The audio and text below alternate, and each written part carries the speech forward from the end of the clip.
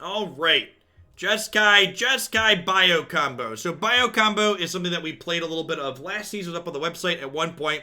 For those not familiar, we have Heliod the Sun Crown tier as one of our combo pieces. So Heliod the Sun Crown 5/5. Whenever you gain life, you get to put a 1/1 counter on a creature you control, and you can pay 2 to give a creature lifelink. Benthic Biomancer here says whenever this gets 1 or more 1/1 counters on it, you draw a card and then you discard a card. And Glint-Horn Buccaneer here says whenever you discard a card, it deals 1 damage to each opponent. So the way this works is we use Heliod to give this lifelink. Then we either activate this or gain life in some way, which causes Heliod to put a 1/1 counter on Biomancer, which causes Biomancer to draw a card and discard a card, which causes Glint-Horn Buccaneer to trigger, which causes us to gain a life, which triggers Heliod to restart the loop. So this loop is not an infinite combo because you can only deal as much damage as you have cards to draw, discard in your deck, but it is a combo that generally speaking is sufficiently finite in that you generally have more cards in your deck than they do life. Obviously not always, but most of the time that's how things work out. From the new set here, we are playing Zirda the Dawnwaker as our companion, so it reduces the activated ability cost of permanents we control. So giving lifelink with Heliod is cheaper, adapting with Biomancer is cheaper, activating Buccaneer is cheaper. We've also got a couple of Kenriths here as a card towards the top end of our curve to leverage Zirda to draw cards with for cheaper, gain some life. Let's go ahead and hop on into a standard event with this one and see how it goes.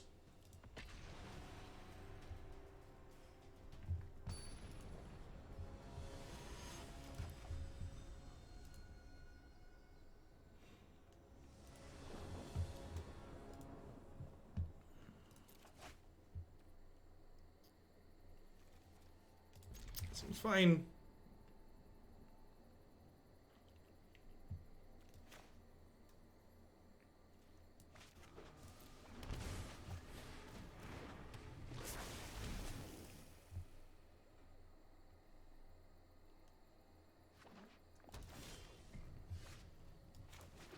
All right, 2 out of 3 combo pieces here.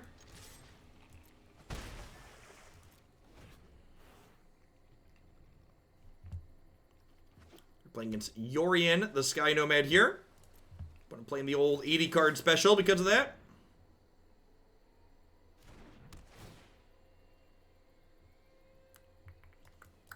Pretty easy bottoms up here. Looking for White Source and Heliod. There's the White Source.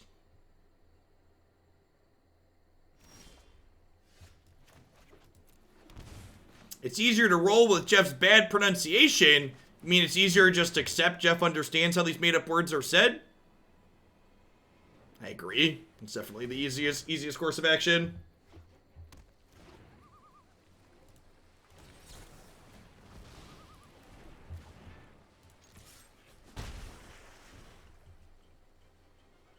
The old main deck Mystic Dispute here. Extra easy to fit in when you got to put in 80 cards.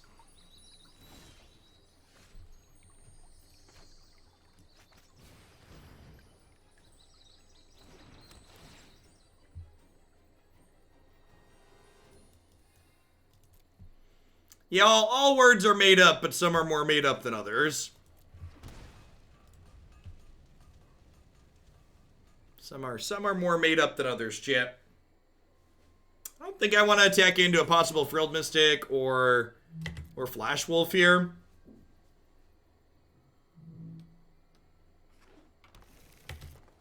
Listen, Matthew, if you plan to get lippy with me on Saturday about my pronunciations, I'd implore you to remember who has the power to mute you.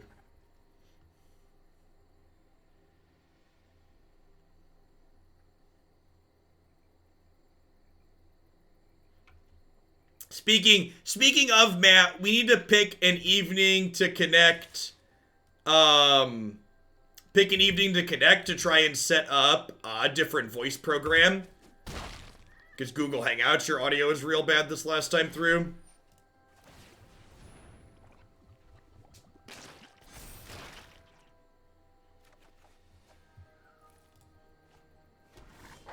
Yeah, the 80 card flash deck's an interesting choice for the opponent.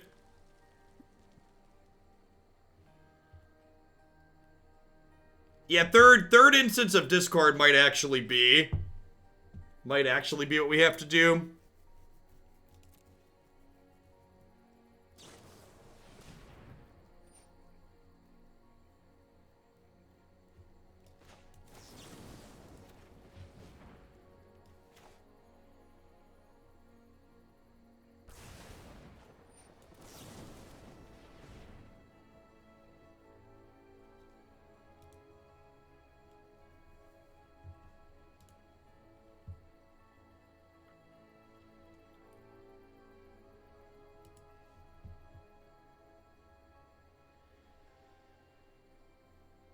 Just put a mic outside and have Matt shout really loud at the window.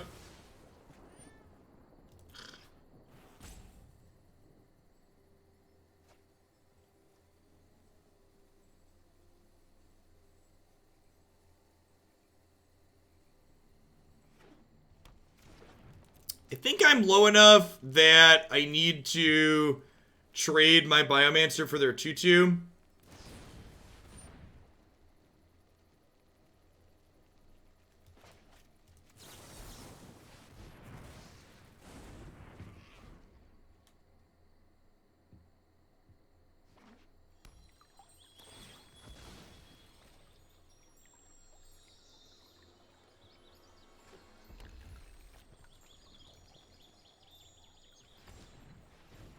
Feels like we're pretty far behind. Their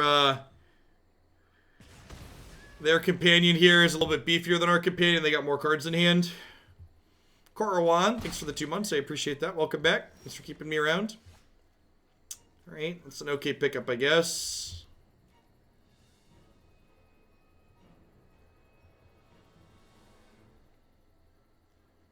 Kind of need a 6 land, though, so we can, like, play a threat while also holding this up. Sounds good, Wargi. They'll get it at the end today. Probably going to end up running late again today. I want to do 2 more decks after this one. This one's just getting started.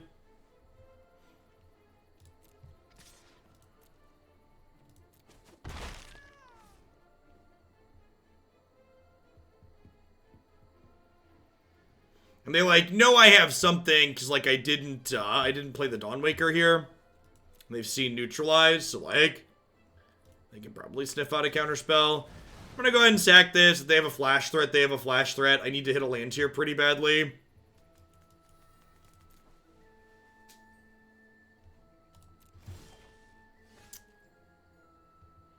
Okay. 1 Frilled Mystic to kill me, please.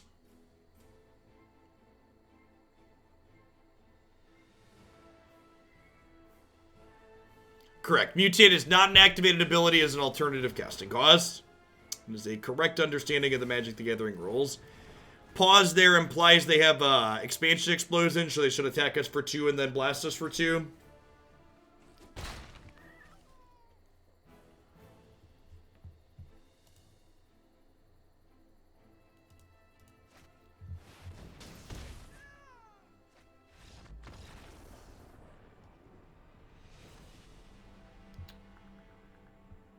Dispute sounds great. Stroke and Gust sound great. Teferi sounds wonderful. Kenrith sounds really slow. Shock sounds not great. Lava Coil's probably fine.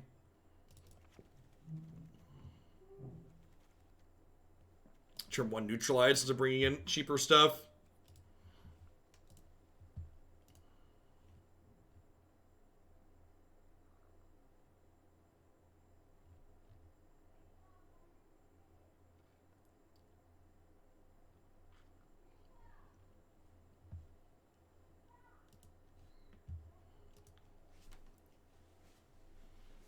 Yorion's a weird inclusion in the Flash deck.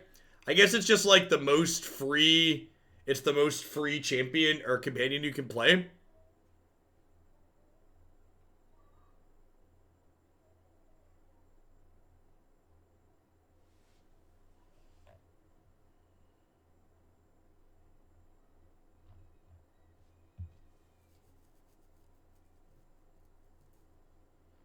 Caleb Durward was playing a sweet Luca combo deck in Modern the other night.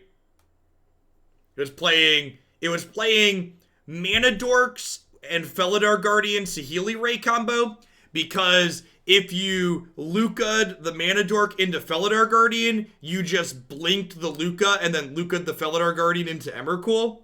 Yeah. So, like, any of your creatures that you Luca'd, you are guaranteed to get to Emrakul, while also having the Saheeli Ray Felidar Guardian combo in your Mana Dork deck. Has Magic become a play a companion or lose 2-card advantage? No, we don't know the answer to that question. People keep acting like that's a really easy thing to conclude, but it's not. And the amount of games that need to be played to figure that out is really high. We are currently in a state where lots of people are trying to figure out the answer to that question, so they are very correctly throwing every companion that could be reasonably included in the deck at the wall to see if it helps improve their decks. But whether or not that's the correct thing to be doing, we don't know yet.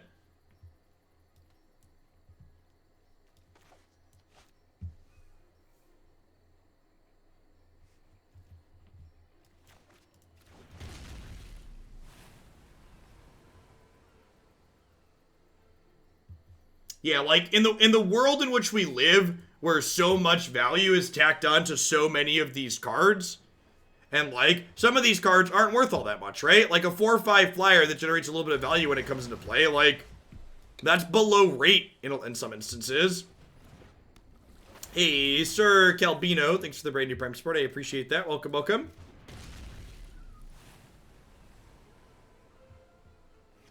I think, in my opinion, the only reasonable take on companions at the moment is the one that I have, which is that we don't have enough data to know either way. And anybody that's trying to imply otherwise, that we already know enough, is either an idiot or they're trying to sell you something, or maybe a little bit of both. I think there's a lot of people that find it fun to have the earliest hot take on whatever hot button issue there is, and saying, hey, we need to wait and see isn't exciting. It's not, right? Like, being realistic doesn't generate clicks. Being realistic doesn't like get you that soundbite here and now.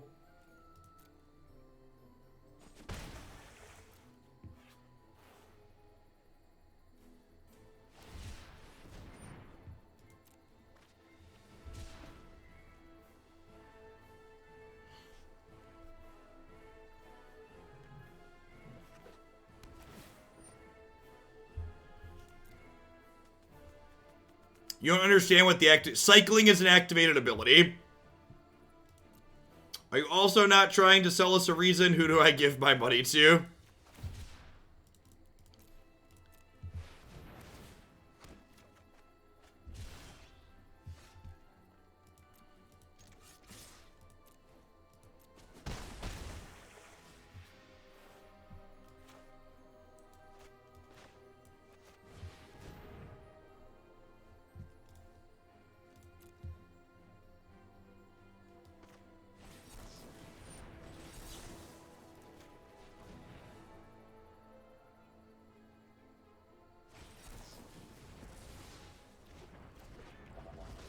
Your favorite article is from like a week before IQR dropped, and it was talking about how companions are broken. Yep.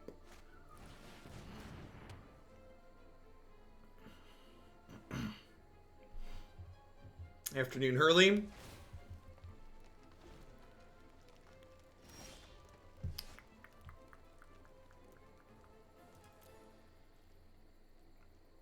Let's attack for 3 to start here. Yeah, we talked about this a little bit earlier, but I genuinely feel like Wizards is largely in a can't-win situation with non-rotating formats. If Wizards of the Coast doesn't print cards to impact those non-rotating formats, then people complain that they don't care and they only build cards for Standard. And then when Wizards of the Coast does print cards that impact their format, they get upset that things are changing too quickly, and they make false equivalencies like they're turning these formats into rotating formats. Quite silly in a lot of ways, in my opinion. Investing in magic as a way to secure finances like trying to resell Beanie Babies in 2020. Wait, are you telling me my Beanie Baby collection has been devalued? Who devalued my Beanie Baby collection? Somebody's gonna have hell to pay.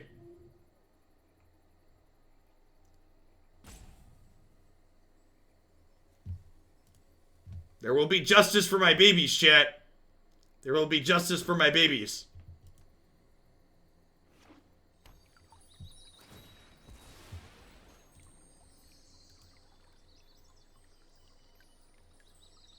There are 20 coupon codes to use on my site. Use code EarthDay to get 20% off your total purchase. Perfect. Yeah, and there's the altars command there. Hurly Burly Studio. Oh, I think the Jeff 10 command needs to be updated though, right? Or is that still... I guess the Earth code is better. Yeah, I've got... Hurley does professional altars. They provided some of the wonderful price support for our first Oaklandia Open. Good stuff. Check out her site. Interested in some custom Magic the Gathering cards.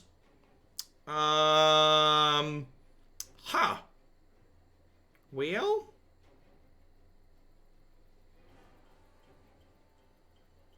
She did not. Those were done a long time ago.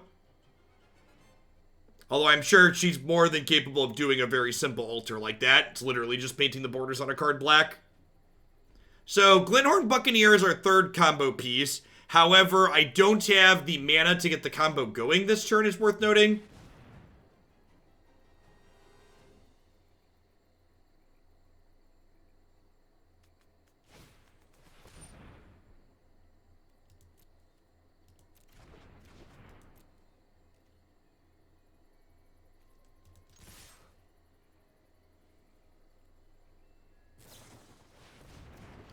Oh, I ran in the night pack. Yeah, I guess that's fair. I was thinking I could do a Frilled Mystic. I probably should have just attacked with the Shark.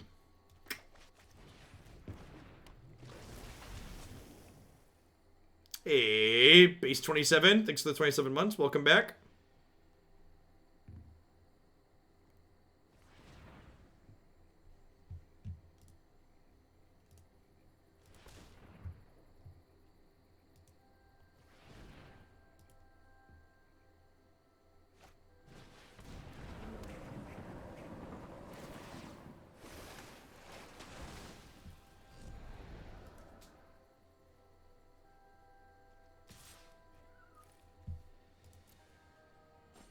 You have permission to get my likeness added to your Delver secret? Sure.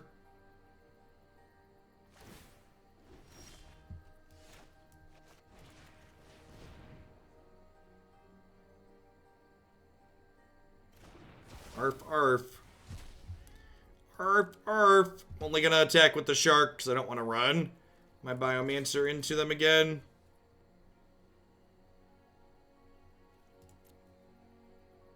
In high school, I was paid to wait in line for Beanie Babies. Got paid depending on which ones I was able to purchase. Was wild how crazy people were for them. Very silly. Okay, so if we...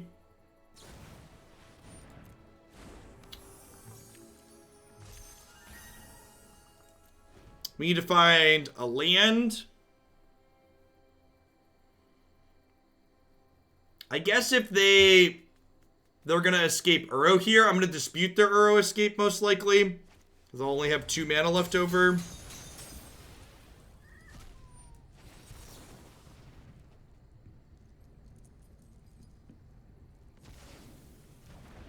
They're down to just 3 cards in their bin now.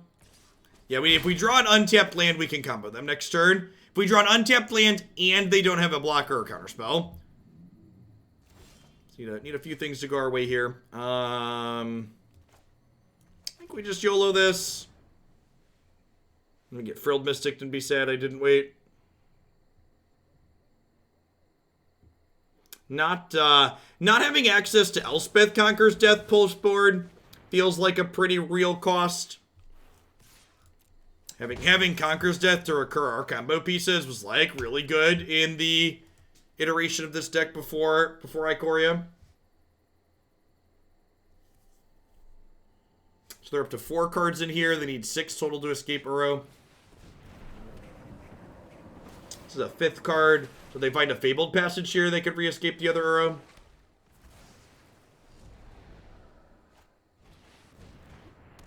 Okay, they're all dressed up with nowhere to go with these reclamations now. Hey, Big Country, thanks for 7 months. I appreciate that. Welcome back. So we're waiting on another Buccaneer here. Let's try and dig to Bucky, huh?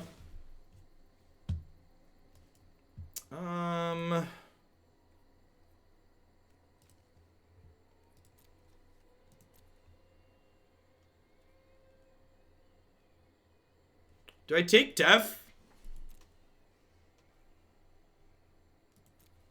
I think I do.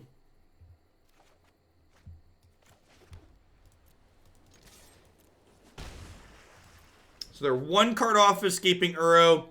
Once I stroke their bird, they'll have enough in there.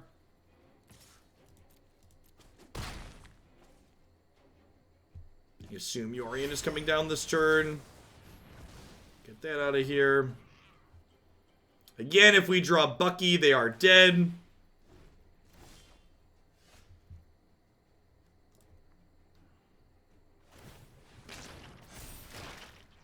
Hey, Zach, thanks for 11 months. I appreciate that. Welcome back. Let's get rid of that. I think I'm going to hold on to the Psycho Land for now.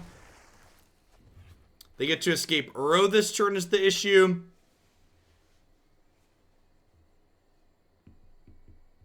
And then Uro has us dead in 1 hit. So we have to peel our second Bucky here. Even if we peel Bucky because they have a blocker, we can't get in, right? Because I don't have a way to get the combo started. Because I have to pay 2 mana to give Bucky lifelink. We're mostly just dead here. Maybe you know what? Maybe I should have kept the Teferi. If I kept the Teferi there, I could just bounce the Uro, and then I wouldn't be dead on board. Yeah, I think that was the play. I should have kept the Teferi on top. Lines up well against both Uro and their mana from Wilderness Reclamation.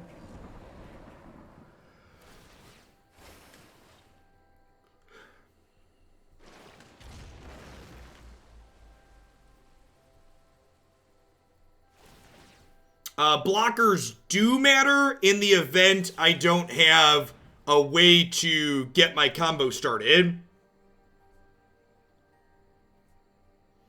Well, if I play a land and give my thing lifelink, I'm not digging for anything because I don't have a card left in my hand to loot away. So if I play my last card out and give Biomancer lifelink, I'm just drawing and discarding. I'm not keeping the card. Alright, that's fine. Looks like we're dead here anyways.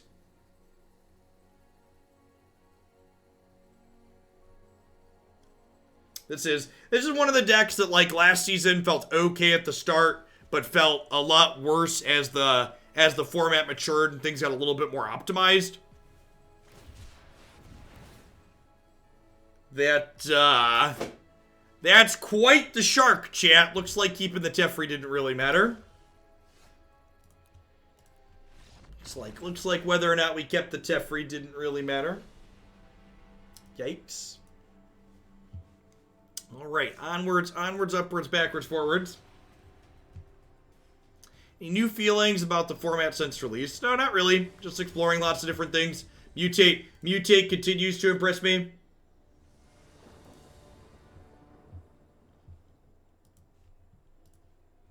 The amount of depth and decision making that goes into your various mutate things has been really kind of surprising in a good way. I've liked it a lot.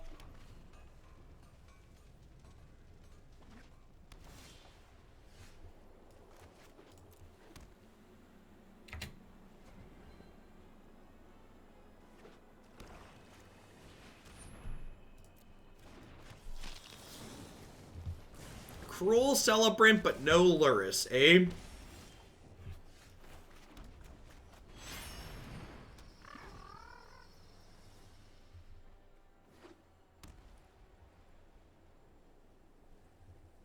Feeling a little foxy, chat. Whenever a creature you control dies, your opponent loses 1 and you gain 1. It's the most competitive mutate deck that we've played. I think they're one and the same. I think the Teamer mutate deck that's up on my website is a great choice.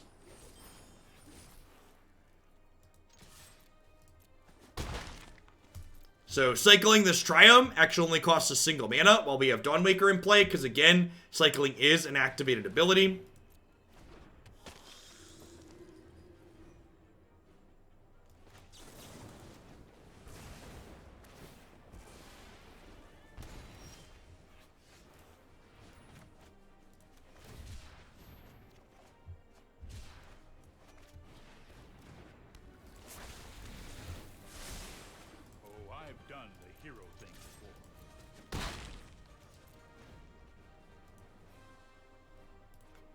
Yeah, Bo's got some new ones in there. Probably some kind of black whites aristocrat style shell.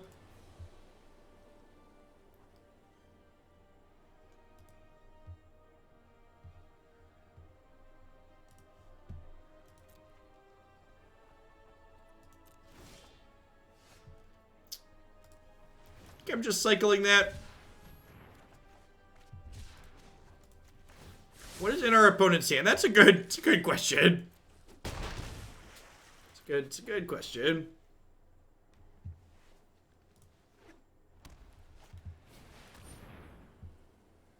All right, apparently the answer is really big things. Hey, Raveler, thanks for the 35 months. I appreciate that. Welcome back. Thanks for keeping me around.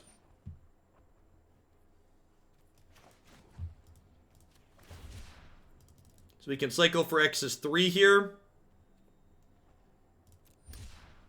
I can cycle for X's 4, huh? Yeah, we can. Yeah, we can. Yeah, I didn't realize Zirda was going to reduce the X too, but that's obvious. Once I read it some more.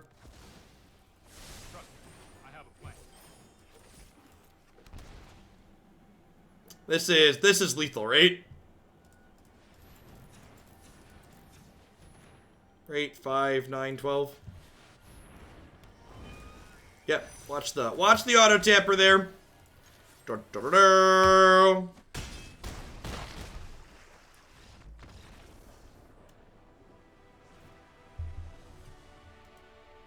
All right. I don't really know what they're doing. I'm gonna board in a couple of Lava Coils. They probably have Mothra. I don't think I quite want Aether Gust. Shock seems fine. I don't really know how much removal they have. I'm from the Life's Bounties for now. Seems okay.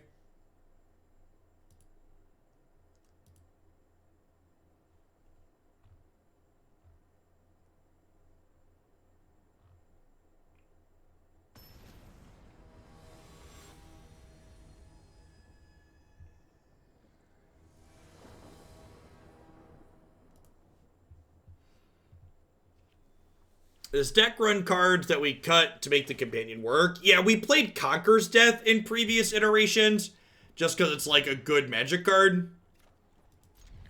I feel like I kind of missed that.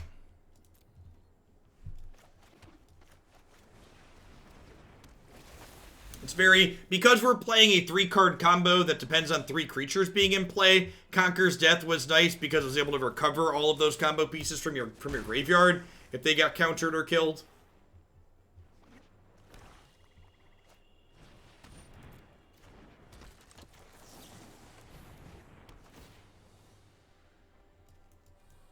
Why has Command the Dreadhorde disappeared? Why is it good? The last time Command the Dreadhorde was really popular was when Wild Growth Walker was still legal. Let's slow this Is down. Lurrus the only companion where you can't play it in the main deck if you run it? Is that true? Yeah, I think that might be the case. Is Lurrus the only of the 10 that doesn't meet its own requirement? This might be a bad You're referring to Historic. In Historic, Command the Dreadhorde tends to be worse than other go-over-the-top things like Field of the Dead.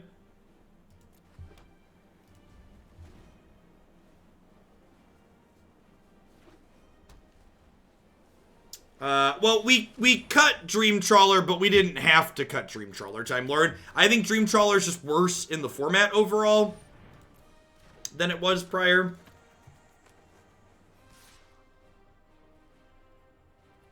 With more cards like Fires and Gyruda tapping out for a 6-drop doesn't really feel good.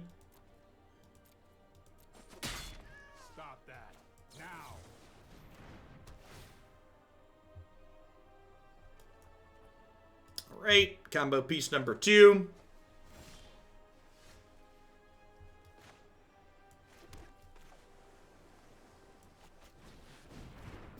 We played against much Mutate. We've not played against many opposing people playing Mutate, no. We played a lot of Mutate ourselves, though. Like that mechanic a lot. I like it a lot.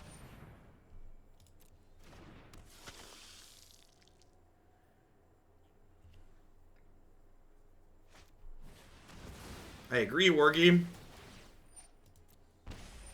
Sacrifice 2 creatures, draw 3 cards. Bankrupt in blood. Gross.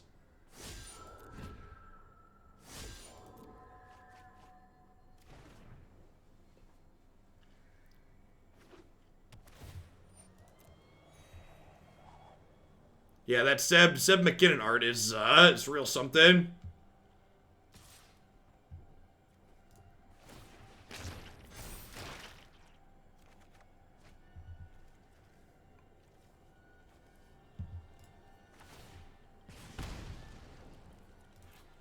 Not blocking this to this Death Touch, and I don't want to trade for it.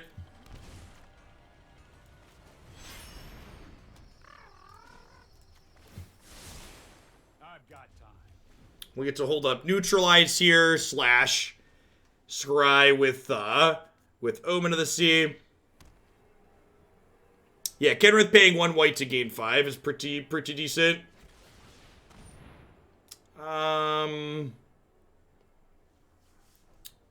Oh, I guess I can scry twice here, right? If I do this in response. So we get 5 looks at Heliod to kill them next turn.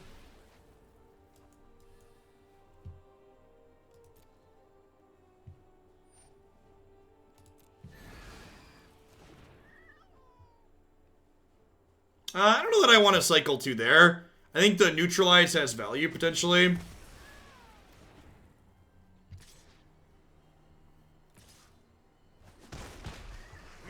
The cycle's free if you assume... The cycle is free if you assume I don't ever want to cast Neutralize, but I don't think that's an assumption that I have.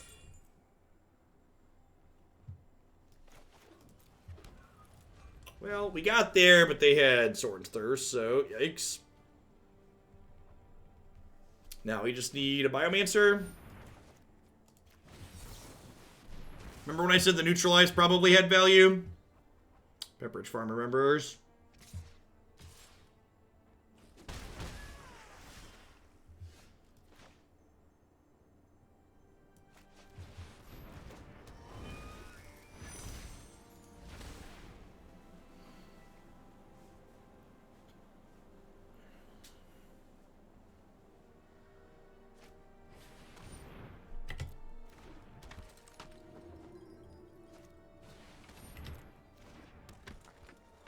If Absolution resolves, can we win? Probably not.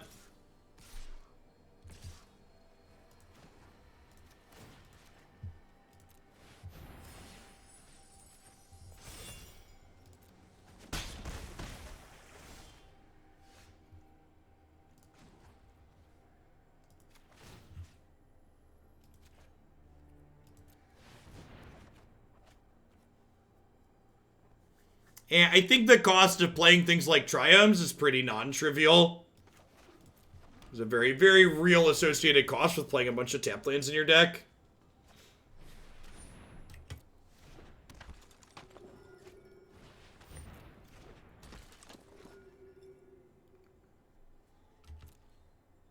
Yeah, Kenrith definitely not good enough for Standard.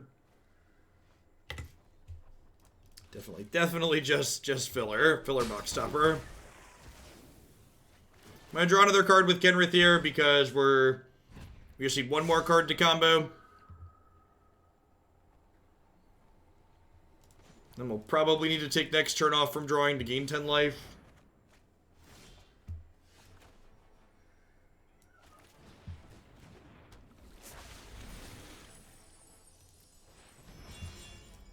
Alright, so this is the thing.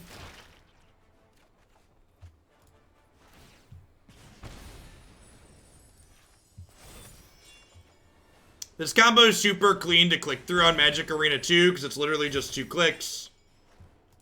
You click on the Biomancer, you click on the card in your hand. Two clicks to 1 point of damage is pretty low as far as memes are concerned. So we have 34 cards in our deck, so unless our opponent can gain a bunch of life here, they are dead. If you can get your hand completely empty, it doesn't make you click on the card to choose to discard, then you get 1 damage per 1 click, which is the dream. Yeah, if you get your... If your hand is empty, you don't have to take this extra game action. And again, this is technically not infinite, but it's what I would refer to as sufficiently finite. We just get to keep doing this endlessly.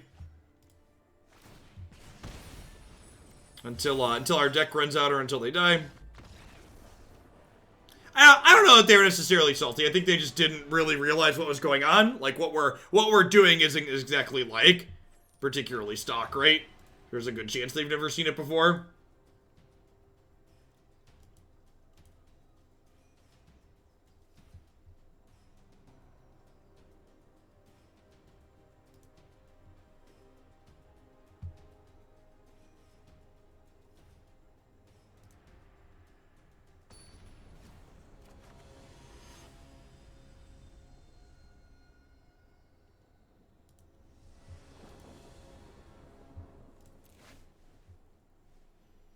That's true. If you wanted to explore this in Historic, you can go infinite by putting a singular Nexus of Fate in your deck.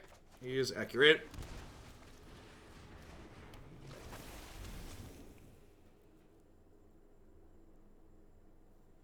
We should have attacked with Buccaneer and activated it twice just to get your hand. No, Buccaneer draws a card after you discard, right? So it doesn't actually empty your hand. Probably a Fires deck here. With the Kruga and the Jeskai Triome here.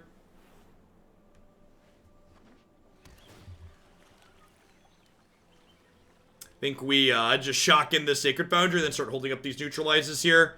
Don't want to get Deafening Clarion if we can avoid it. You just don't pass priority between activation, sure. If they don't give us something worth neutralizing, we'll adapt one of these Biomancers.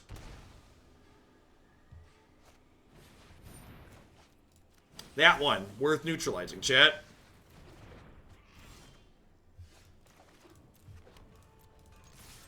Maybe I should chalk that in so I can adapt both if they don't give us something worth neutralizing. Pretty good chance they play a 3 or 4 mana spell I want to counter here, though. I think I just let that happen, because I can just attack her down, right? Even if they don't minus her, I can adapt and then shock her. Hone your prowess.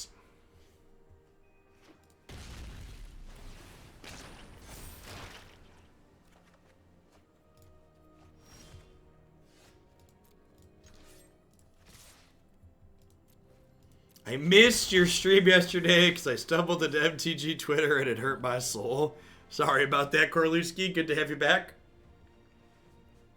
As a bit of happy news for you then, I was originally scheduled to take Friday off, but I am actually going to be live on this Friday since I had some arena issues on Monday that cut the stream short. So there's almost 60 different decks waiting to be played in the deck queue right now, so I want to make sure we get to all those in a fairly as timely a manner as possible. It's like bad Benthic Biomancer combo here. Go. I wonder if we're gonna see like a Bone Crusher Giant out of them.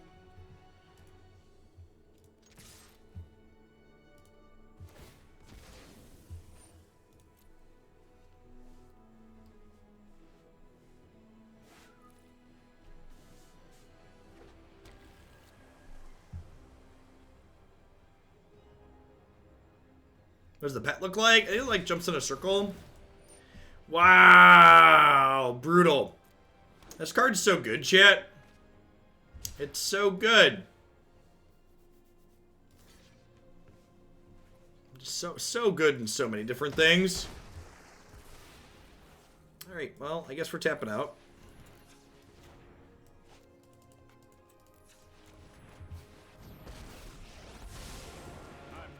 I mean, even disallow wouldn't be that stellar there, right? Like you disallow the shark and they'd still draw a card. I mean, like, the Shark's obviously a possibility there, but what am I going to do? Just, like, pass the turn with my 4 power and just, like, give them infinite time? It also doesn't seem like a particularly good play.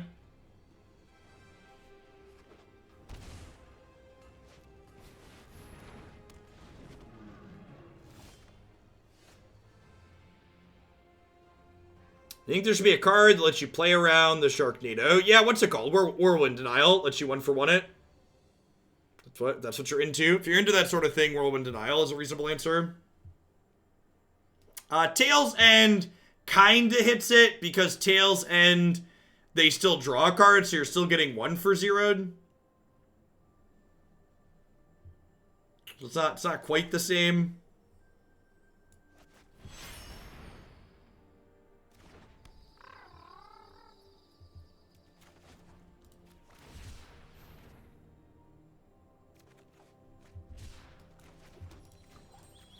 Zirda plus Shark Typhoon next turn could maybe get us out, get this Dream Trawler off our back.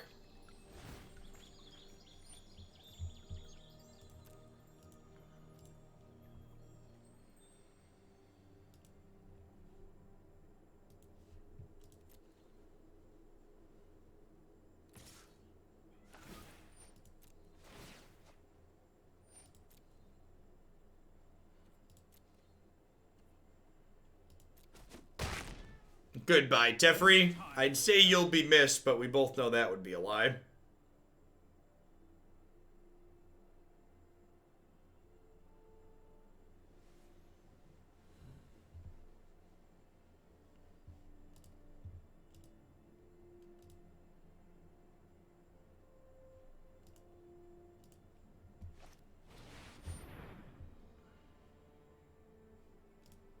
That's a decision.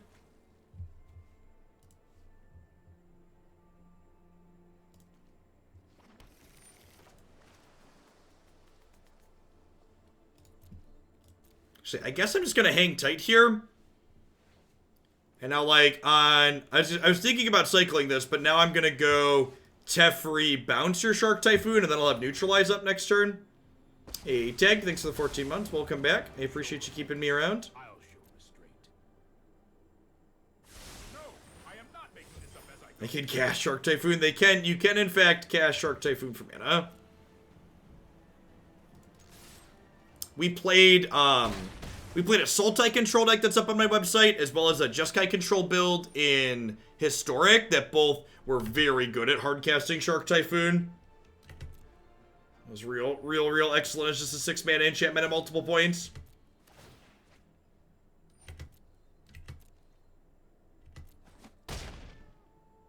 This is hardly my worst defeat. Hardly my worst defeat. Neutralize. Neutralize. Neutralize their own. Mystic Dispute, maybe. They have Absorb in their deck. Are they not? Are they not a Fires deck? Main deck Absorb is weird, right? They must not be a Fires deck.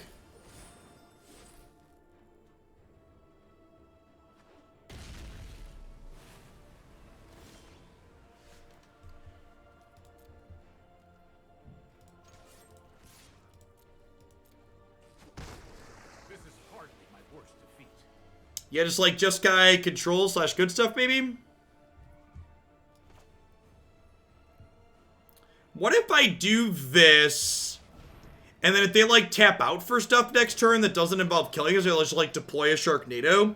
I could double Omen, potentially, and find my third combo piece and maybe get them.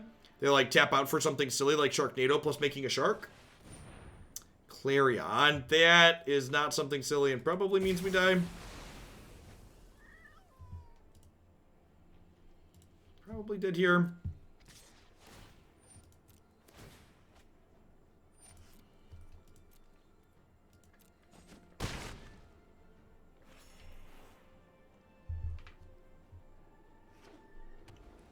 Cycle Shark, block, make it 2/2. Nah, I don't think that's good in the face of a potential, like, the face of a potential Bone Crusher Giant. I think is likely.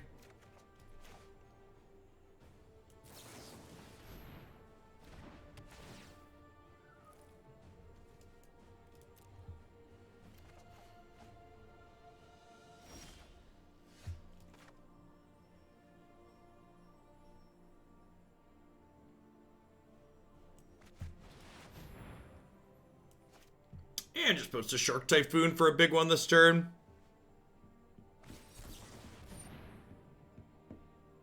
Yeah. Probably just supposed to do that. Then their Neutralize isn't live. Well, I guess if I take this turn to Shark, they take this turn to Shark.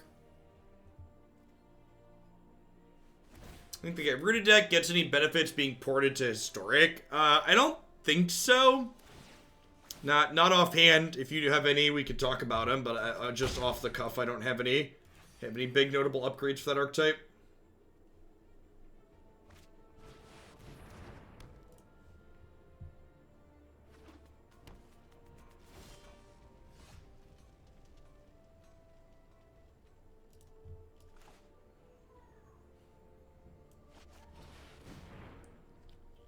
Feels like we're dead here at this point. I'm going to go ahead and pass. And then my plan is to cycle Shark Typhoon and block Dream Trawler. And then hopefully we can peel our combo and kill them.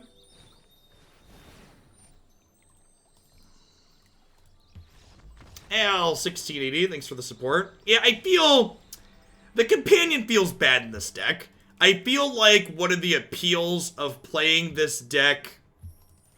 one of the appeals of playing this deck and the thing that made it close to playable last season was the fact that we kind of got to grind as a real control deck, and losing playing 3 to 4 Elspeth Conquers Death just does not feel good.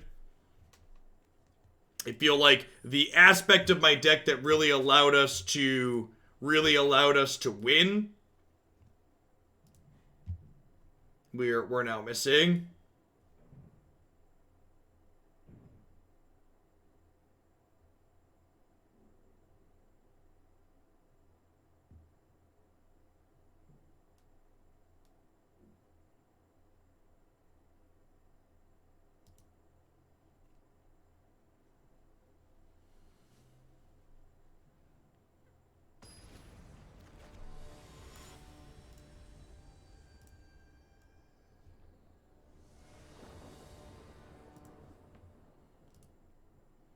Gonna go up to 80 to grind with Yorion. Why do we need a companion?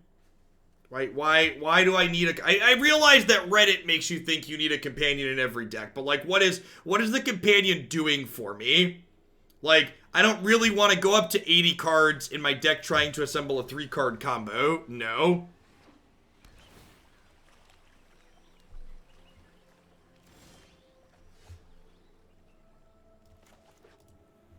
I think that would be it. I think that would be silly. Companion means I'm never alone.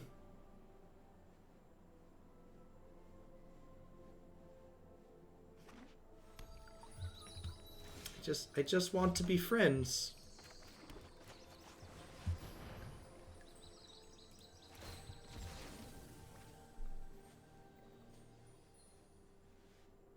Wishes 80-card companion decks were better. I think they're super reasonable. We've played both Elementals and Enigmatic decks that feel pretty reasonable with the 80-card commander. 80-card companion commander, whatever. Who cares? Whatever these things are called. Narset here out of the opponent is the reason why I down-tick the Teferi right away with nothing to bounce. Just want to get that card draw in while the getting is good.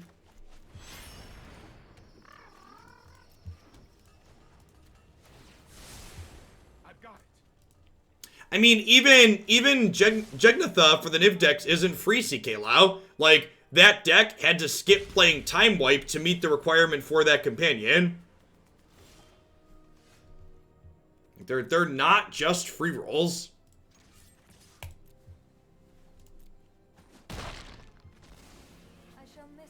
You register for the open, I'm unable to make it. Can I drop before it starts? You can drop, yes. I would encourage you that if you find out you can't play in it, please drop as soon as you find out you can't play in it, though. Because it is very likely that we hit the cap. There are less than 30 spots available, and it's Wednesday. So between now and Saturday, I'm kind of expecting those last few slots to fill up.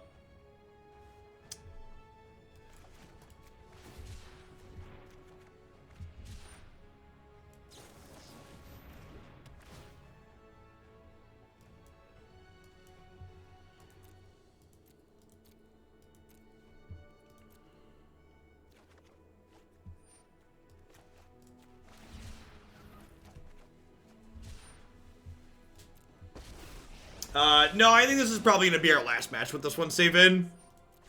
Meditate and prepare. Thanks for the 15 months, Winding Road.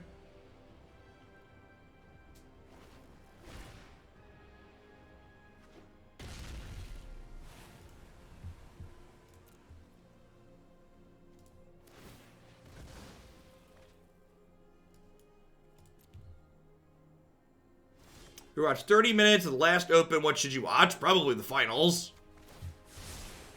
Don't worry, I got this. I won't forget our time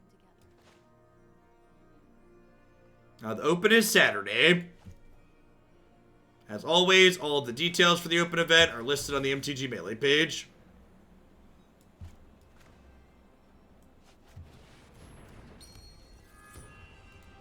I guess I didn't really need to shock there, did I? Unless I was playing this.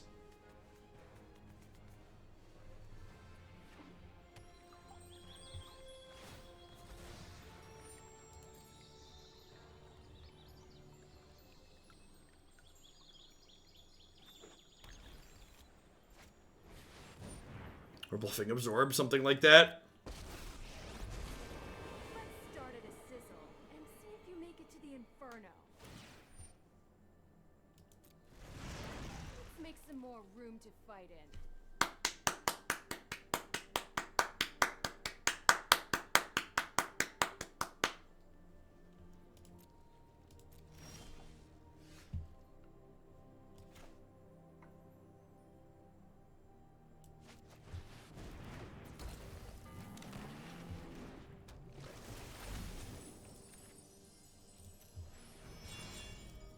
Okay, in their defense, it actually didn't matter because we drew the combo. So, like, even if they had killed my thing here, they were dead. Just for reference, they were dead.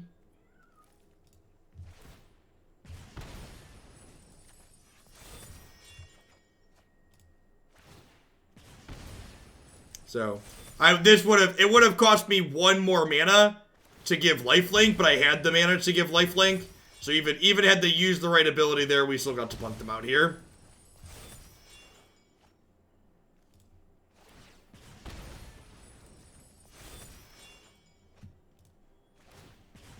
Again, not infinite, but sufficiently finite. I mean, we played this deck a number of times in previous standard formats. It was up on my website. Like, that's the second time today we've gotten to execute the combo in our 3 matches.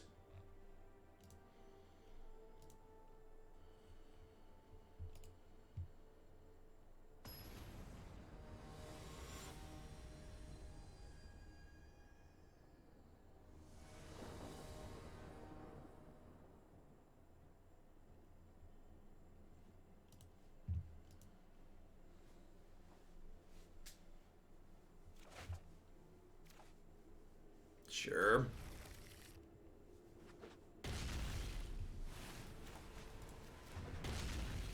It's on your website. Everybody should be very aware of what it is. That's not even remotely true.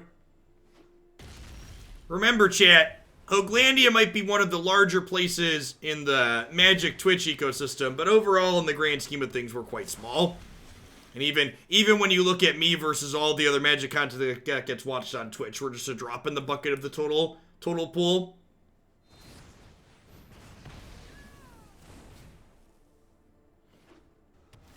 So if you're looking for things that are off the beaten path, it's a great place to go for that. Get lots of stuff that folks won't be expecting. I think I've got 7 standard deck lists updated on there for the latest set. Sorry I'm late. Trust me, I have a plan.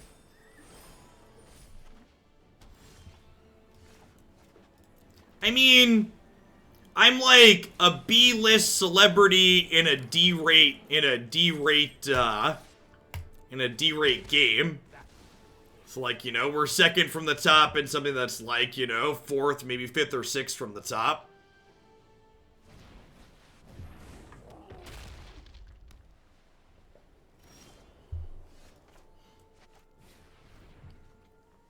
We're a third-rate duelist with a 4th-rate deck, chat.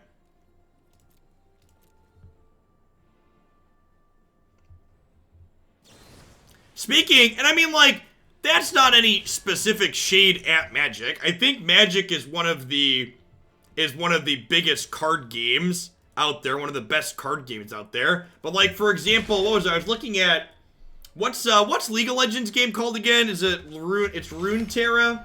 Like, at this very moment, Runeterra has a total viewership count that's almost the equivalent to my channel here. Legends of Runeterra for the entire category currently only has 2,600 people watching it.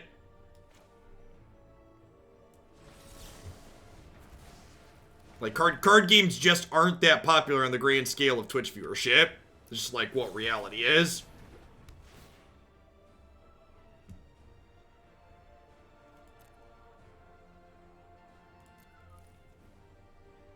I think I'm in for the dispute here. They have Dream Trawler and stuff in their deck.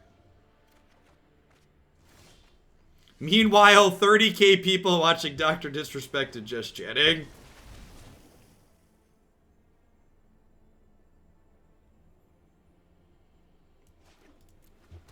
That's good that they're removing the limit on how you're allowed to spend your money. It was a really stupid restriction.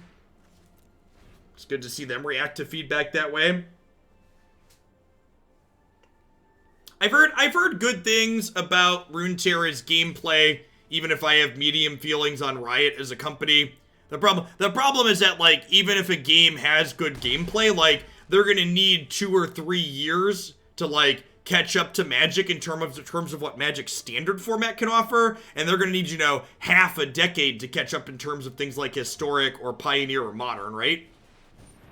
Hey, Tap, thank you for the Prime support. I appreciate, or brand new tier 1 sub.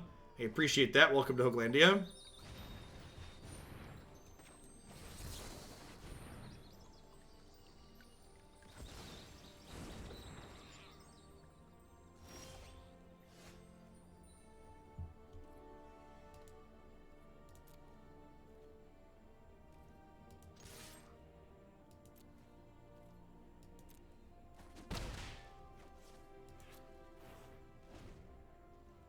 Yeah, I agree, Ghosted. It'll be interesting to see if Mythgard, if they're able to hit their set releases. That's the tough part, right? Like I think Mythgard in terms of core gameplay is stellar, and I think in terms of decisions they made with their client, it seems great. Like, they're gonna have in-client tournaments soon, fully. But, like, you know, you also have to have regular set releases on top of that. It's just such a difficult industry to break into. And, like, the fact that, like, a company like Riot is even struggling to make an impact on Twitch really shows that.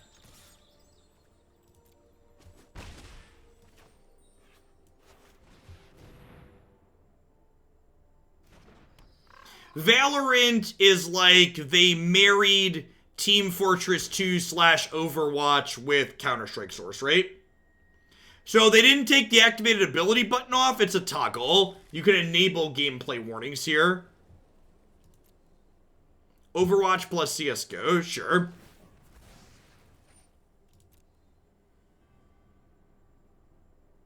It's Counter-Strike with some abilities. It's really funny to see that it, like, took this long for a game like that to pop up. Because, like, when I've told this story on stream before, but, like, during undergrad, like, my buddies and I ran Counter-Strike Source servers that ran custom scripts on them that, like, added leveling and custom abilities to them. So it's kind of amusing that it took, like, this long for a standalone game to, like, come out with something similar to that. Yeah, this list was a pretty big miss for me. I feel like, the companion really just didn't feel worthwhile, and I feel like what we had to give up to get the companion got rid of one of the real strengths of this archetype from last season. So we played this a number of times last season, and the big thing that we lost was Elspeth Conqueror's Death, and this card's not only pretty much unconditional removal in a lot of matchups, but it also recovers our combo pieces from the graveyard, which gives us the ability to combo a lot more consistently. So yeah, I felt like I wasn't a fan of the companion. I feel like this archetype already kind of struggled a little bit to be competitive, and the companion made it worse.